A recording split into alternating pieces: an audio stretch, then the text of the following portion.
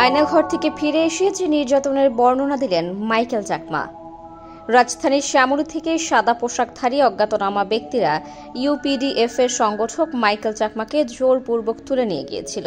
2019 সালের 9 এপ্রিল তাকে অপহরণ করা হয়, আর তারপর থেকে দীর্ঘ 5 বছরেরও বেশি সময় ধরে তাকে গোপন বন্দিশালায় আটকে রাখা হয়েছিল, যেটি আয়নাঘর নামে কুখ্যাত। 2024 সালের 6 আগস্ট প্রায় মৃত্যু যন্ত্রণা সহ্য করার পর মাইকেল চাকমাকে চট্টগ্রামের একটি সড়কের ধারে চোখ বেঁধে ছেড়ে দেওয়া হয়। তবে সেই বন্দিদশা থেকে মুক্তি পাওয়ার পর তিনি জানতে পারেন যে তার বৃদ্ধ পিতা পুত্র শোক সহ্য করতে না পেরে মৃত্যুবরণ করেছেন, আর পরিবার তাকে মৃত ধরেই শেষকৃত্য সম্পন্ন করেছে।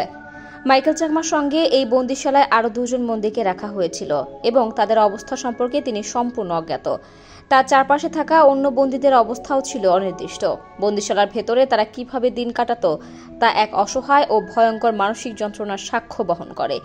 মাইকেল চাকমা এই বন্দিশালার বর্ণনা দিতে গিয়ে বলেন, যে পরিবেশে আমাদের রাখা হয়েছিল সেটা যে কোনো মানুষের জন্য অত্যন্ত অমানবিক ছিল।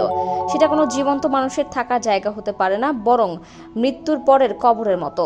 চারদিকে শুধুই দেয়াল, কোনো জানালা নেই, কোনো আলো বা বাতাসের প্রবেশ নেই। এমন এক অন্ধকার এবং নিঃসঙ্গতা যা মানুষকে মানসিকভাবে ধ্বংস করে দিতে পারে। তিনি আরও বলেন, ছেড়ে দেওয়ার আগে যখন আমাকে চোখ বেঁধে গাড়িতে তোলা হয়, আমি তখন জীবনের শেষ মুহূর্ত ভাবছিলাম। গাড়িতে বসানোর পর কাপড়ের ফাঁক দিয়ে প্রথমবার দিনের আলো দেখতে পাই, যা আমি 2019 সালের পর আর দেখিনি। কিন্তু যেদিন আমাকে ছেড়ে দেওয়া হবে এমন কিছু আমি ভাবতেও পারিনি। মাইকেল চাকমা এই দীর্ঘ 5.5 বছর ধরে একাধিক গোপন বন্দিশালায় স্থানান্তরিত হয়েছেন এবং তাকে একাকী বন্দী করে রাখা হয়েছে। এই সময় তাকে বিভিন্নভাবে মানসিক নির্যাতন করা হয়েছে। তিনি বলেন, আমার জীবনের এই 5.5 বছর যারা শেষ করে দিয়েছে তাদের বিচার করতে হবে। আমি সুস্থ ও স্বাভাবিক হয়ে আইনি পদক্ষেপ গ্রহণ করব এবং সরকারের কাছে যথাযথ ক্ষতিপূরণ দাবি করব। মাইকেল চাকমার মতে এই দীর্ঘ সময় তাকে যেসব ছোট ছোট ঘরে রাখা হয়েছিল সেগুলো আসলে জীবন্ত মানুষের থাকার জন্য তৈরি নয়।